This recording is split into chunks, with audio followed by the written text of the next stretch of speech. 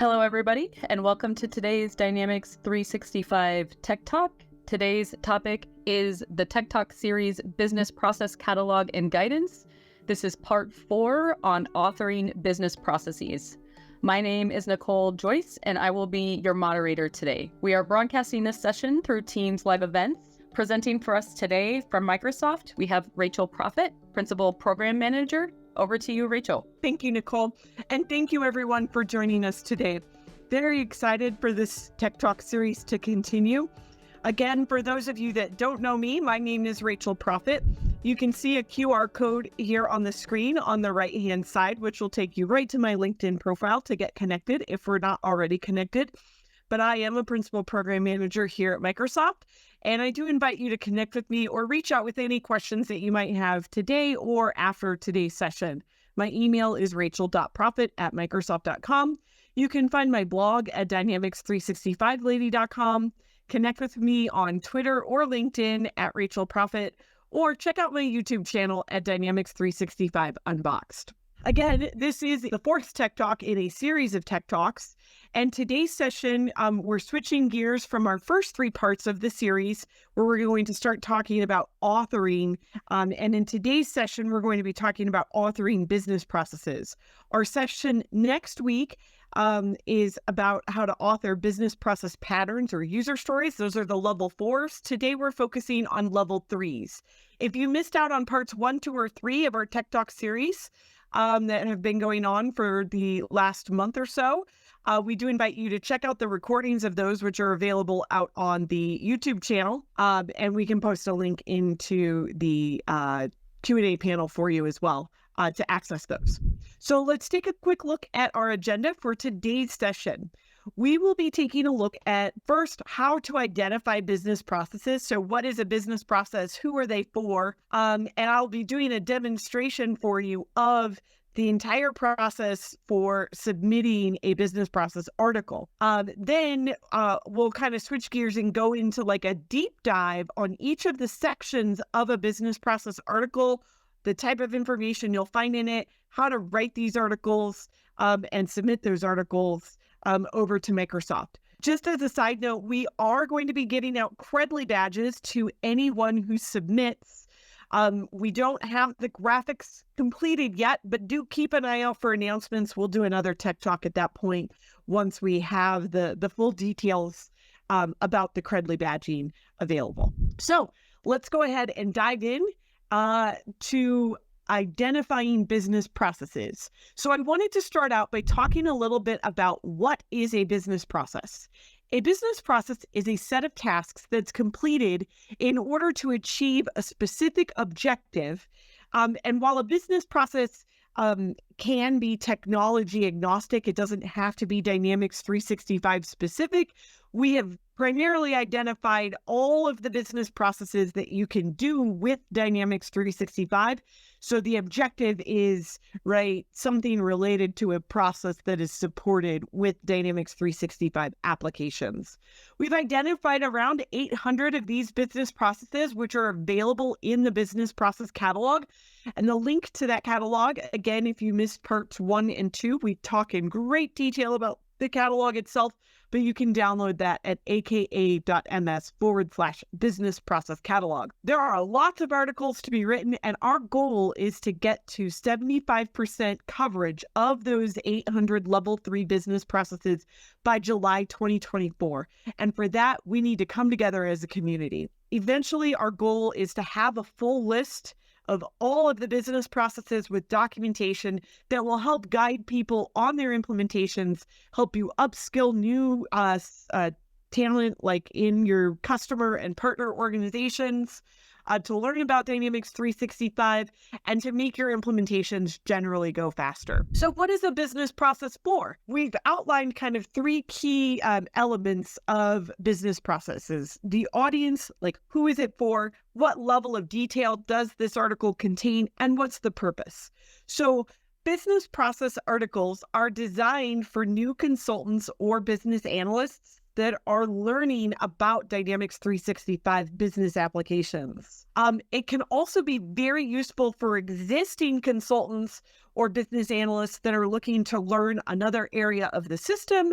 If you already know a particular area of the system, to find recommendations and best practices on how to implement a particular business process with Dynamics 365. We expect that all of our business process articles will be written at about a level 300 in terms of the amount and detail of information included. We expect that all of these articles will include a specific set of tasks organized in the sequence that they need to be conducted or executed in for achieving the objective of that particular business process. We'll also define when each of those steps or tasks need to be executed during the implementation and how many you might need for your particular implementation. We also want to make sure that these articles exude some how, right? What is the purpose? So these articles should provide those considerations and best practices for implementing the features that support a particular business process and provide technical information to achieve the implementation. It's important to note, though, that these business process articles are not product documentation themselves.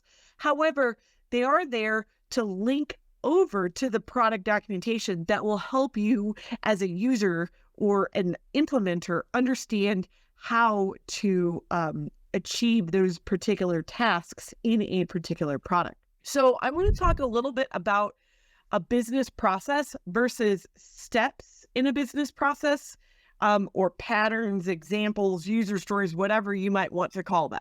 So on the left-hand side of the screen, we can see examples of business processes, and steps or patterns are things that we are showing on the right-hand side.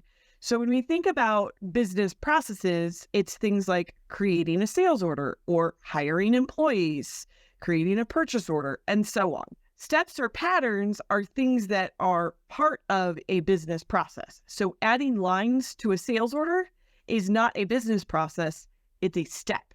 Creating a sales order that has miscellaneous charges on it, so like adding miscellaneous charges to it, is a pattern of creating a use case, a type of sales order, or a way that you might create a sales order, or a decision step that is made in the process of creating a sales order. So these are just a few examples. I've got another example at the bottom here, and I'm not going to read all of these out loud to you, but you can also create a patient account. So this is an example of an industry-specific pattern for creating a customer. So we call it creating a customer, but in the healthcare industry, they call it patients rather than customers. So that would be an example where the uniqueness of creating a patient account would be a pattern of creating a customer. So these are just a few very high-level examples that hopefully help explain the difference between a business process and a pattern or a step, or a use case or a user story. The process for creating these articles is pretty simple. And we've broken it down into 5 basic steps.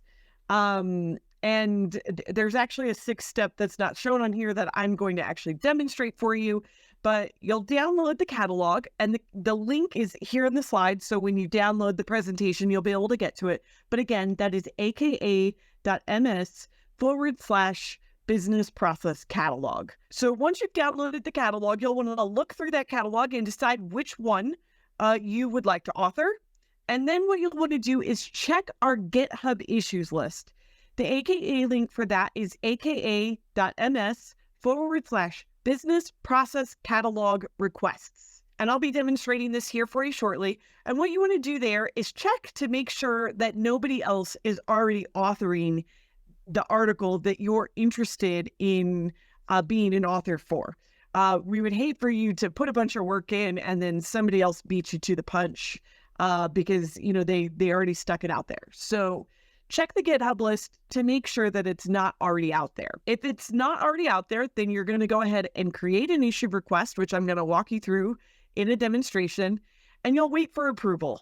So somebody from the team here at Microsoft that's in our business process catalog team will receive your request. They'll look it over, make sure that, we didn't have a request come in from somewhere else and it's not out in the GitHub repository. And they'll give you a thumbs up, so to speak. They'll email you or reach out to you through the GitHub repository to say, hey, you're good to go.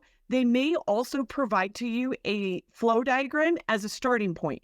We do have a lot of flow diagrams that we are using as the starting point. So if a flow diagram exists for a particular process, we will provide that to you. And part of your responsibility will be to review that flow diagram, update it, make any changes that are necessary. All of the flow diagrams need to be rebranded and recolored and some minor changes, but that will make your process go a lot faster. And then you're ready to download the template and get started authoring your article. And then when you're done authoring the article, you'll submit it. So what I want to do is walk you through this process, start to finish, in a quick demonstration. So I am going to switch over to, I've got my Excel spreadsheet open already. And so here in the business process catalog, which I've already downloaded, what I'm going to do, and I've already filtered this, I filtered down to order to cash. And then within order to cash, I filtered down to create and manage sales. When we talk about business processes, we're talking about anything that is in column D of the spreadsheet. If you want to filter the catalog down so that you only see those, you can unclick the checkbox for the user stories on column A for the type. And that will allow you to see just the ones that are like, it'll filter out all of the user stories and patterns. So your list will be a lot shorter. And so here you'll be able to see the list of these. So let's say I want to do the one that is review and confirm sales orders. It's important to note that you'll want to look for the exact name that's in here. So I'm going to copy the review and confirm sales orders. And what I'm going to do now is go over to my browser. The link here is that aka.ms/business process catalog requests. That's the page that you see I'm on right now. And it will take you right into the issues tab. So what I'm going to do is do a search. So I'm just going to paste into the filters box at the top of the window to see if review and confirm sales orders exists. And you'll notice that I do not see review and confirm sales. So I can unfilter that. If I wanted to also just double check, there are some other ways that you can filter this list.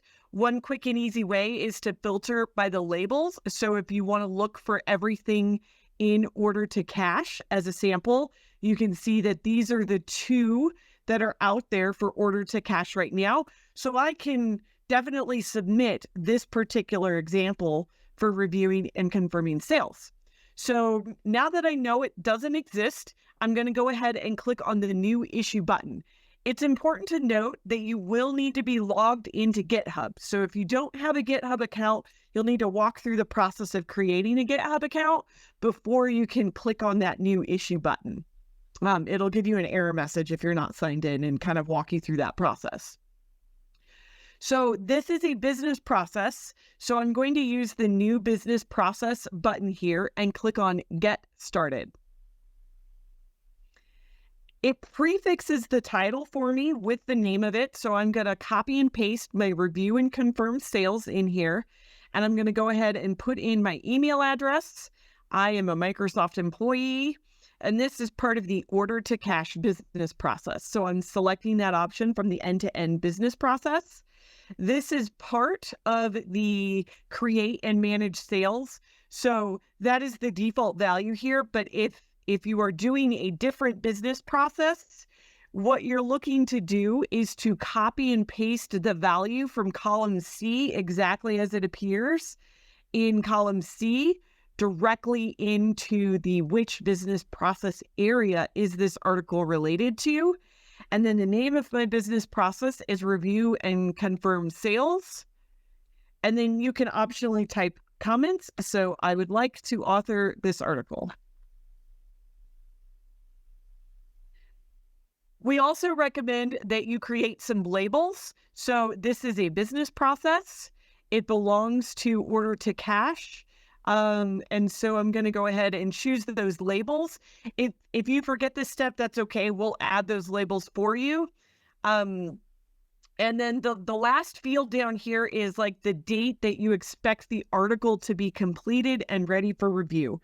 So let's say I'm going to have this done by March. So I'll type in 3/1/2024. It's important to note that you will need to agree to follow this project's code of conduct. You can read the code of conduct or access the FAQ here by clicking on the hyperlinks. Once you have filled in all of the required fields and marked the I agree to follow this project's code of conduct, and you click Submit New Issue, that will create the notification automatically to the owner of this particular end-to-end process within Microsoft. Once you receive that notice that you're ready to go and good to go, you'll get an email and we'll update the GitHub issue out here as well. The next step in the process is to download the template and get started. So what I'm going to do is navigate to the Code tab in my GitHub issues, and I'm going to click on Templates. Inside the Templates folder, I'm going to click on Business Processes, and then I'm going to click on the L3 Business Process Template. So if you don't have the template downloaded already, you'll need to come out here, grab that template and download it. So once you click on that file, you're going to use the download button or download raw file button that you see in the upper right-hand corner. Depending on your browser, the download experience might be a little bit different, but once you've downloaded that template, it will open up a Word document. Hopefully everybody is familiar with how to use Microsoft Office Word, and we've tried to make this process as easy as possible for creating your files. When you open up the file, all of the instructions for like how to fill it out are included in the red text, and all the text that is highlighted yellow is text that is supposed to be replaced or updated. We do recommend that you do a find and replace because we've got like placeholders for whatever the name of your business process is.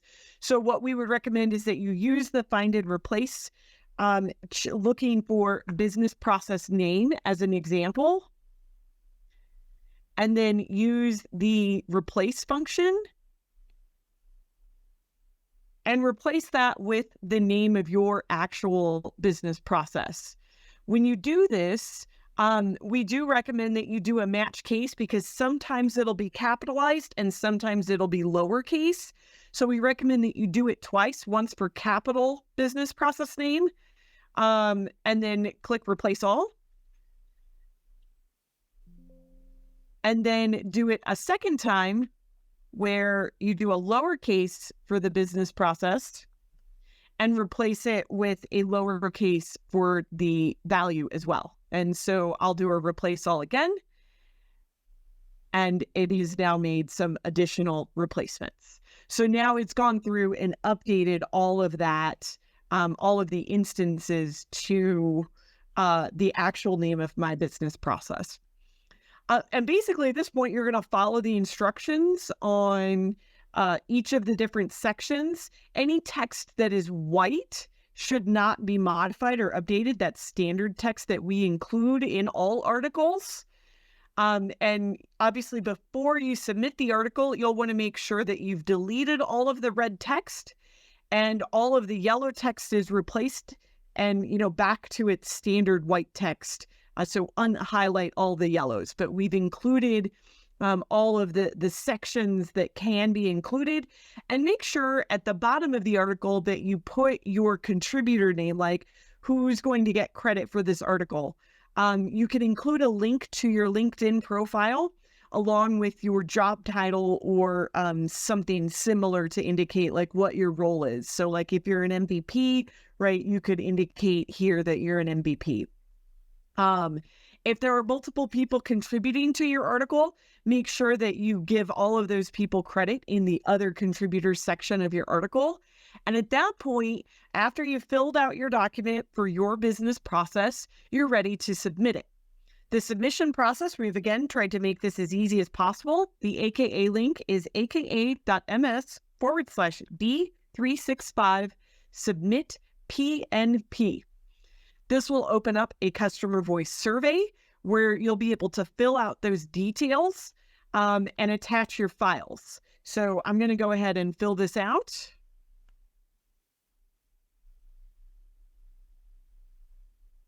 Entering in my name, my email address, selecting which type of organization I work for, put my LinkedIn profile, and I'll indicate that this is a new article and click Next. Here, I'll enter in the name of my article, which is Review and Confirm Sales. This is a business process article, and I would click on the Upload File button and go choose a file. I'm just going to upload the template for this particular example since it's not real and I didn't finish it. You'll also need to upload the source graphics. So for your source graphics, if you uploaded, like if you had your process flow diagram and a Visio diagram, you would include both of those files. I'm just going to choose a QR code that I have here in my downloads, but you'll want to upload the source graphics. We prefer your graphics be saved as an SVG, but if you don't do that, we'll do it for you. But I'll be walking through that process in detail. You can type in any additional comments or information that you want the team to know in question number 10. And then you'll need to select which end-to-end business process the article relates to. So I'm going to select order to cash. Again, I'm going to type in the exact name of the business process area and click Next. This will bring you to the tags page. And here I'll need to tag this for each of the products that my article applies to. So if my article applies to Dynamics 365 sales and supply chain management, I would mark those two products. Let's say if it also applies to commerce, right? You can mark as many products as you want. You can also mark which industries your article applies to. So let's say that mine relates to wholesale and retail trade. So I can mark those two industries. And then the last question is the stakeholders. So maybe this article applies to accounts receivable, and then retail store operations and sales. So you'll mark the checkboxes for whichever stakeholders it applies to, and then you'll click the submit button. I'm not actually going to click the submit button because this is obviously not a real article that I have written, but that is the basic process. So at this point, what I want to do is go back to our PowerPoint slide and talk about in a little bit more detail each of the sections of the article and how to fill them out. But at a high level, if you're just looking for the basic instructions, everything I just walked you through is the process that you need to go through. The rest of my presentation is just going to go into a lot more detail, each of the sections of the article with some samples and guidance on how to fill those out. All right, so let's talk a little bit about the anatomy of a business process article. When you look at the navigation pane on the left-hand side, if you turn it on in the Word document template, you'll find that we have the introduction, stakeholders, the process flow, the implementing section, which is like where the steps are at, next steps, like, so what should I do after this, any related patterns, related resources, and the contributors. So those are the basic sections that you'll find. I have a sample here on the side, which is the set customer credit limits. This document is already published and available out in the Guidance Hub. So if you're looking for a sample that's already been written, the set customer credit limits is a great example that you can use. So again, when you're getting started with the template, you'll download that file and you'll open it up. You saw me do some of the basics and I talked through some of this already, but you're going to name that file according to the business process. We ask that when you name your files, you don't use any spaces and use nouns and verbs. And we use dashes in between each of those words rather than spaces. And we type the names in all lowercase. If you get this wrong, that's okay. It just makes the process easier for us. If you don't name it correctly, we're going to rename it for you. Then you'll want to save your template into a folder. Like if you're writing lots of these, we recommend that you create a folder for each end to end, but you don't have to like save it anywhere specific. And keep in mind that the instructions in the article are in the red brackets.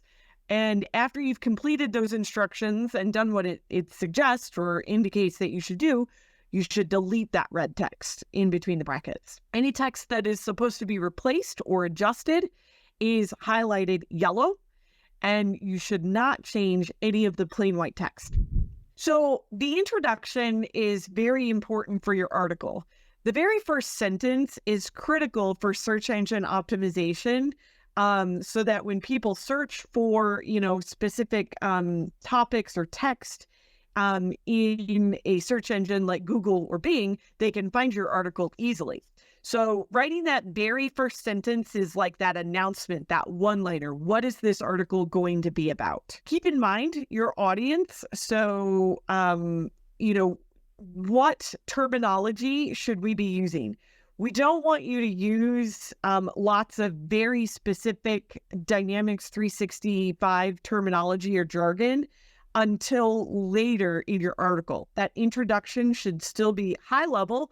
And if you're introducing new terminology, we want you to make sure that you're explaining that terminology in your article. You're going to indicate in that introduction, why is this business process important? And what's the impact it has on an organization? Think about if this process is designed well, how it can positively impact, and if it's not designed well, what are the negative impacts it can have on the organization? And you'll also want to provide some guidance about when during an implementation this particular business process should be done. So like that introductory paragraph or paragraphs should kind of answer these questions for the reader. One of the key things that are part of a business process article are the graphics, and specifically the process flow diagram. As we're developing the content and the graphics for these, it's important that we have consistency in the way that we create our business process flow diagrams.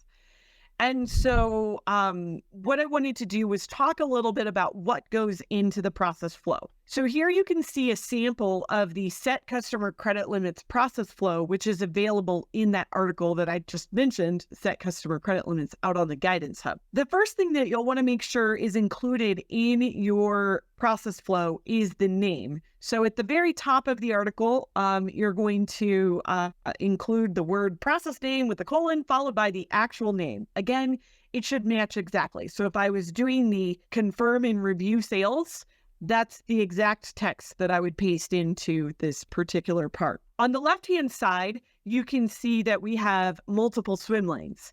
This particular diagram has 2 swim lanes, and the titles and the words that we use in the swim lanes should be the out-of-the-box security roles that are provided that, we would recommend to be using for these particular processes or steps in that process. Every single business process flow that you create should always have a start box. And obviously the start box or circle, oval, if you will, is where the business process will start. Optionally, some business processes may have prerequisite steps that need to be done before you start this particular process. So setting customer credit limits, for example, requires that you first have a customer. And so you can see that is done with an off-screen reference. So that's the circle that you see and a square down here to create a customer. If there were 2 or 3 prerequisites, you can include as many of those as you need, but we do recommend that those prerequisites are sequenced in the right order that they would be done before starting this particular business process. Next, you'll create one step or one task, if you will, activity for each business process that needs to be executed for that particular process to reach the objective of setting the customer credit limits. Each step that you add will have a smaller box underneath it that indicates which application the process is done in. So you'll notice that some of the boxes in my particular sample process flow are manual, and we've used the abbreviation FIN for processes that are done inside of Dynamics 365 Finance. We have an article, which I have a link to, and I'll show it to you a little bit later on, that actually has all of the abbreviations that are okay to use. Some process flows that you create might also have approval steps or branching steps. So this is an example here where you can see we've used a decision box, which is a diamond-shaped box with a yes and a no branch out to, the process to indicate how this works, if it's approved or not. Every process should also include an end box, and the end box should always be the last step, but it's okay. There might be some decision boxes or things that happen in a process flow that can make the process end prematurely. So it is okay to have multiple arrows that point into the end box, like if appropriate. This particular example does not have that.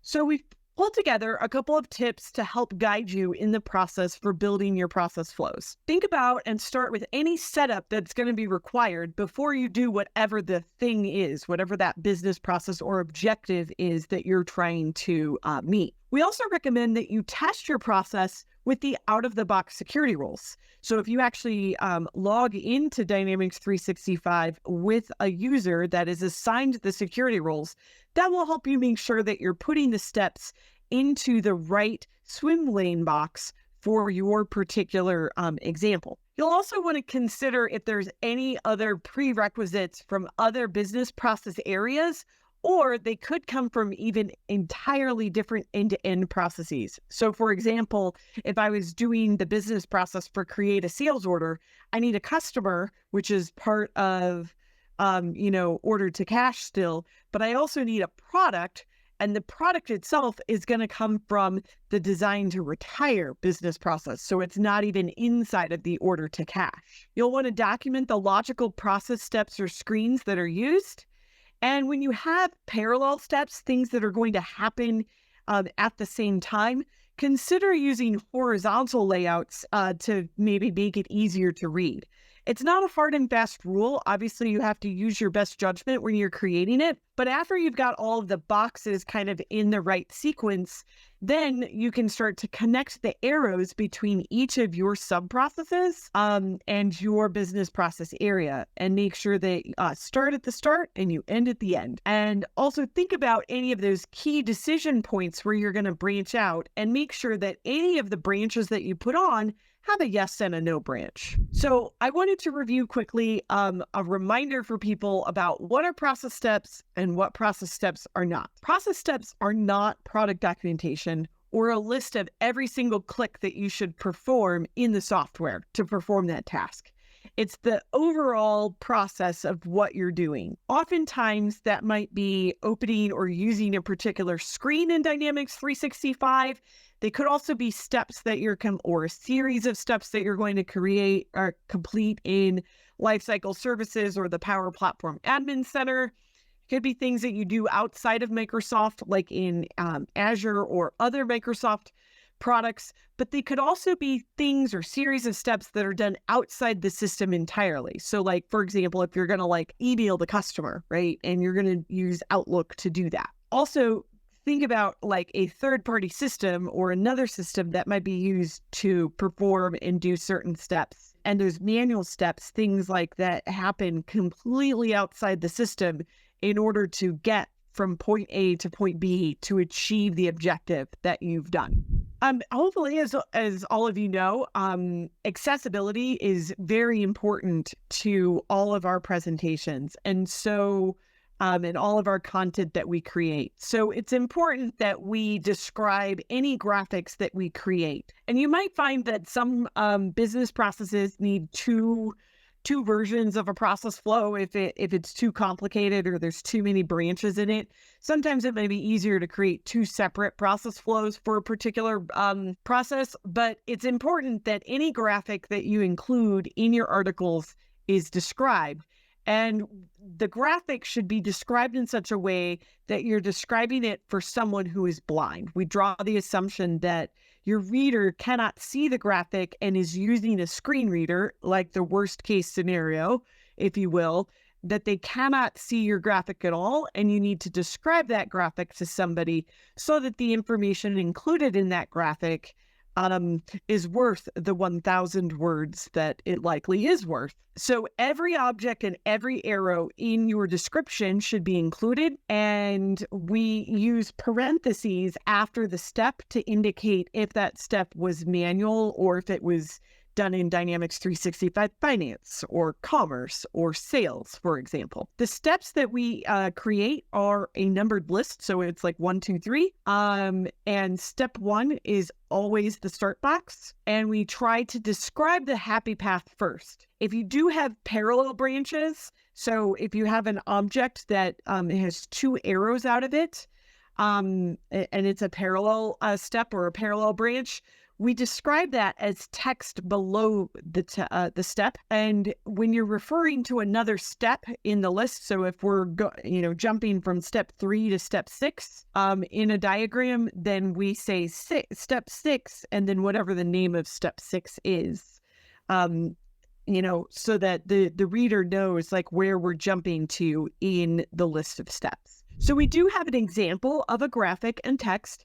So again, we're using the set customer credit limits, and that article is available out there. On the left-hand side, you can see the sample graphic. And on the right-hand side, you can see the sample steps that we have documented for this particular step. So you can see the prerequisite steps. All of the manual steps indicate that they're manual in parentheses. And the exact processes that are included.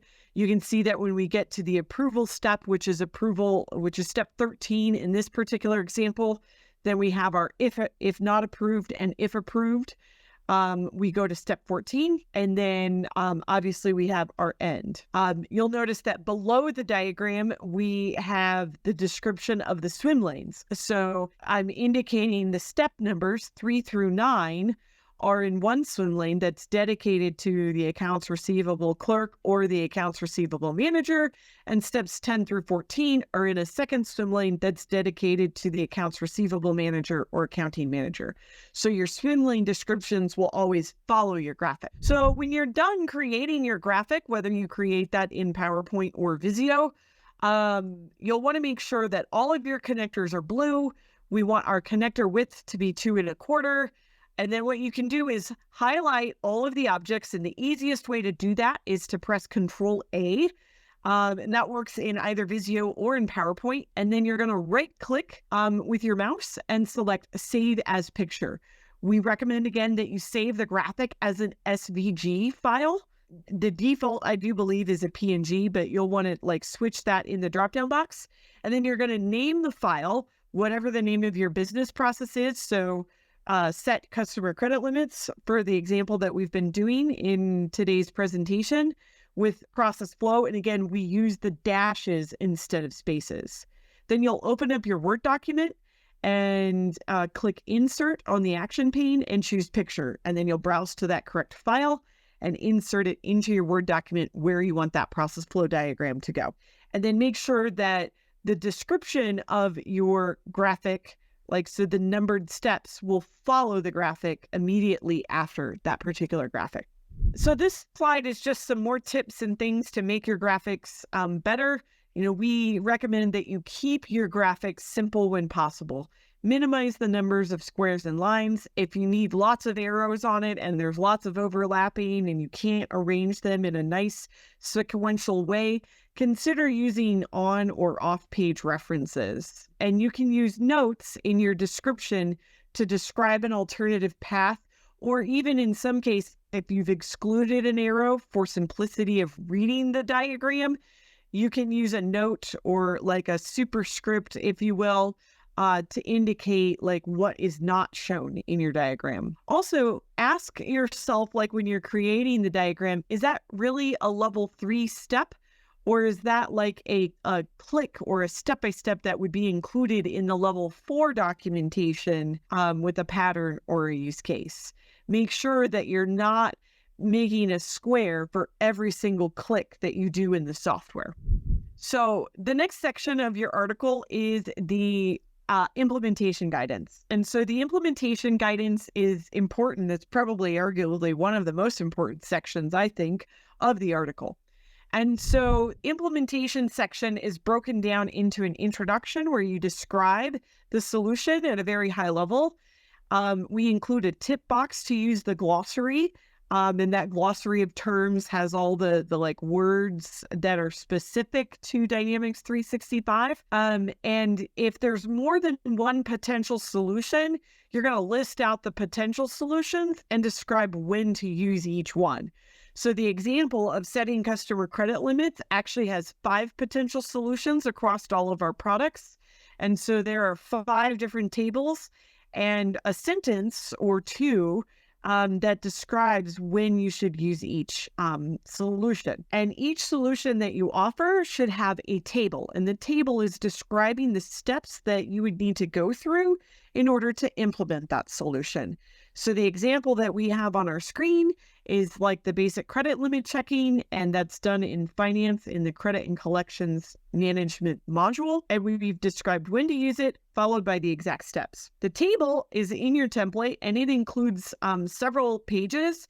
And the next couple of slides that I'm going to go through are going to describe what those all mean. But we do have a docs article that you can read as well that walks you through the process of what all of the different process stages, process modifiers, and the app navigation and entity abbreviations are. So when you're creating that implementing section, you're going to write an introductory paragraph for that. So in that introductory paragraph, describe which product or products are going to be used, and you'll want to list the names of specific features. In any situation where the name of the feature is maybe not a normal term or concept that's used in organizations, you'll want to make sure that that term or that feature has a glossary entry, but you may also want to describe that or indicate, like, if I use batch numbers or batch orders as an example, like batch numbers are typically referred to as lot numbers in the food and beverage industry, but the term that we use in Dynamics is batch. So making sure that you're using both of those terms so that people understand that batch and lot are typically terms that are used interchangeably. And in this context, what does batch mean? The tip box that I showed you about the glossary, you'll want to make sure you include that. And don't change any of the text that kind of starts out the following sections describe blah, blah, blah, blah, blah. Like, so that's standard text that explains to people how to use the table. The article, Business Processes, Steps, and How to Find Things, which we've included a link here to, includes the details about all of the other process steps that I'm about to explain to you. So when you're creating the solution section, you're going to include the product name and the module or feature in parentheses just below it. So in this example, for basic credit limit checking, you can see that this is done in Dynamics 365 Finance. So we said finance, and then we use credit and collections management, which is the name of the module. Just below that, we have a sentence or a paragraph that describes when you should use this particular option or feature. And then just below that is where you'll put your table in.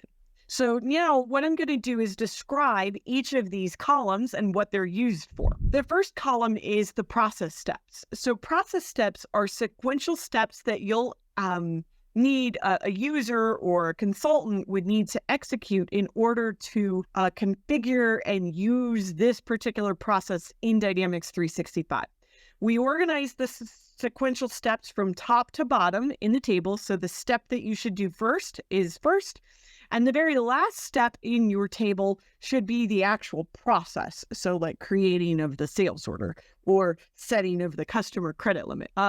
Ideally, in a perfect world, every single step that you include would have a hyperlink that takes you to product documentation that describes how to actually set up and perform that particular task in our software. So in our example of setting customer credit limits, we need to set the credit credit and collections management parameters. And so that's the first step. And the hyperlink would take you to an article in the product documentation that describes how to set up credit and collections parameters.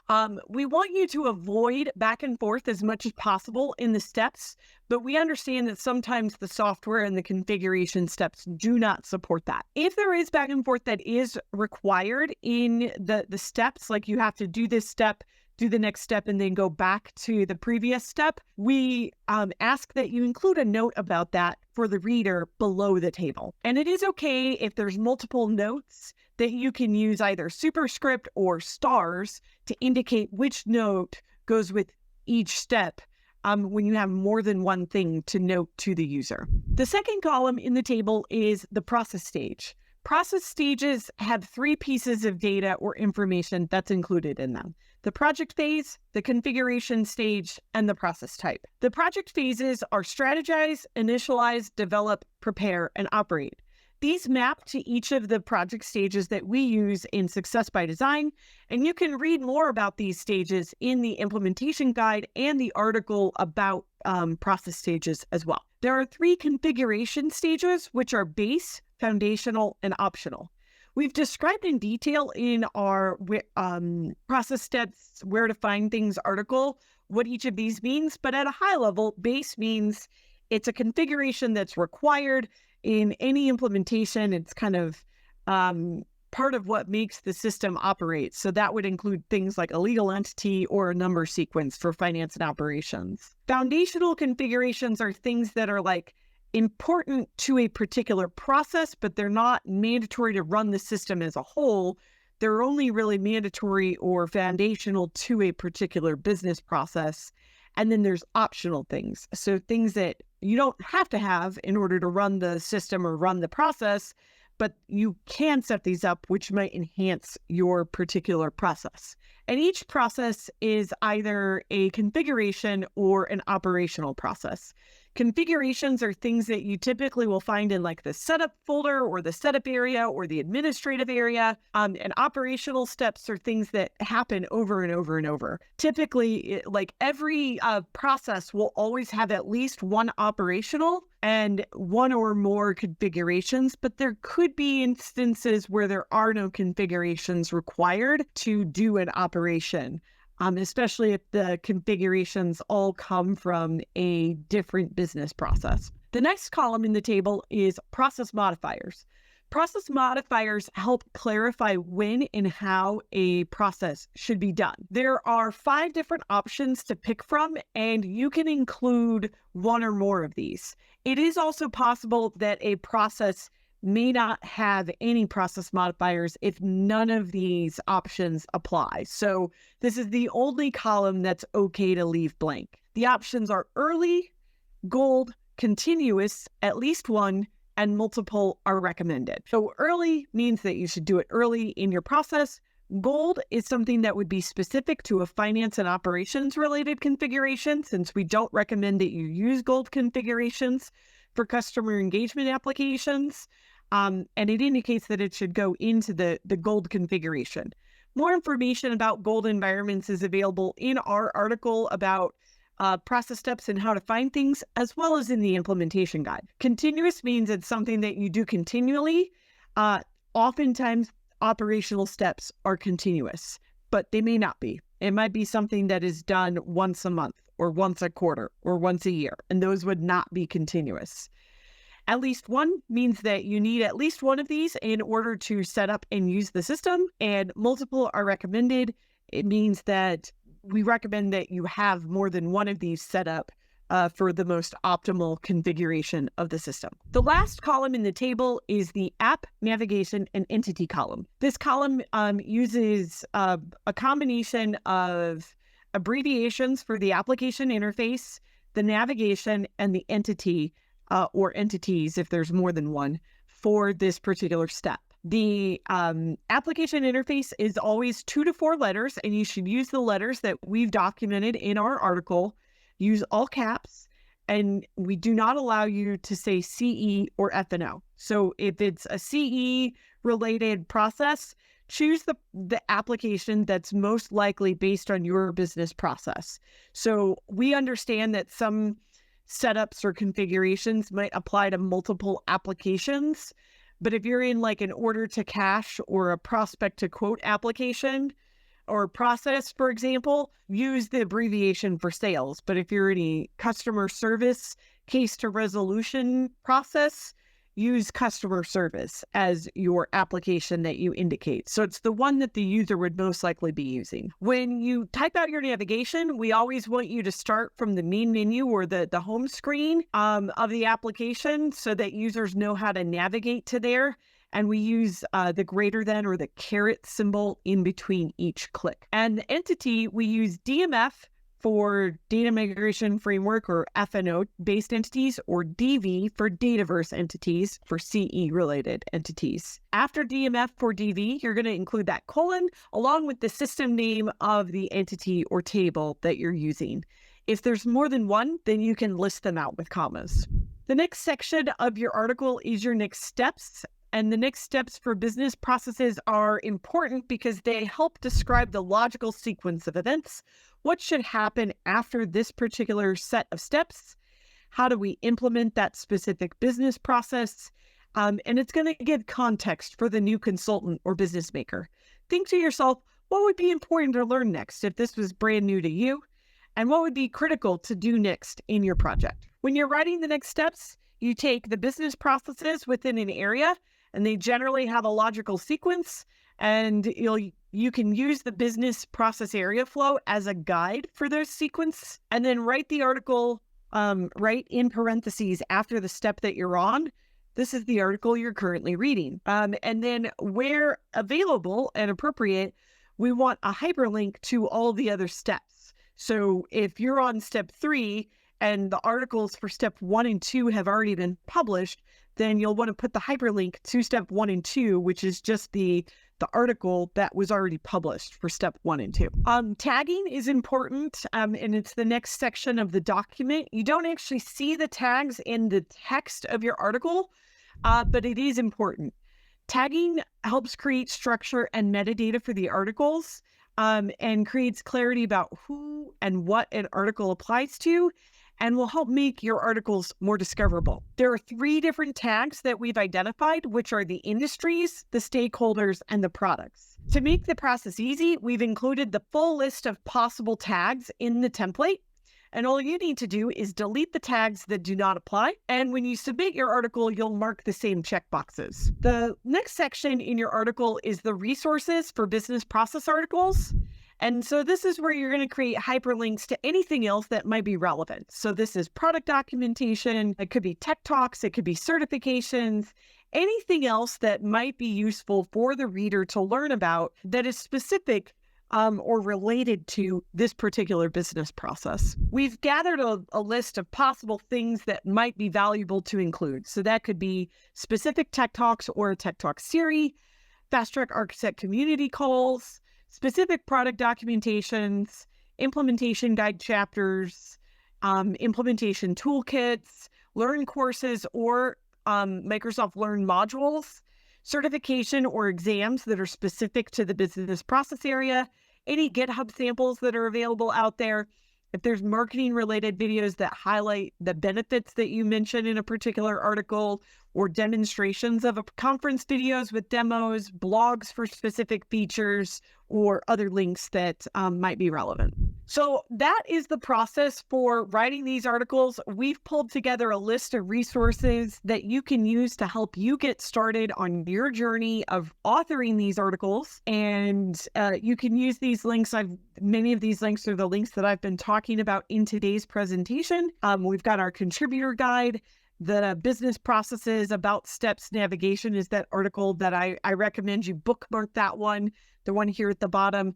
Very useful for all the different abbreviations and what all those columns in our tables mean. We invite you to stay connected with us. If you're not connected with us on our LinkedIn page or the community YouTube page, where the recording of today's presentation will be updated. And if you want to subscribe for upcoming Tech Talks, be sure to use our link to subscribe to that. And we'll open it up for questions at this point. We had just one question, I think, that we were not able to answer in the chat that maybe you can address here, and that is, will we be able to add ISV-specific steps to the business processes? This is an excellent question. The short answer is yes. However, typically, ISV like specific steps won't actually go in an L3 article. They would go in an L4 article, and it would be a pattern. There are some caveats to that. So like if there's specific steps that you need to do in an ISV or ISV solutions that solve a problem or give a different pattern of doing a business process, those can be submitted to be added to the catalog. The ISV solution does need to be available out in the app source. So we don't support this for ISV solutions that are not in app source.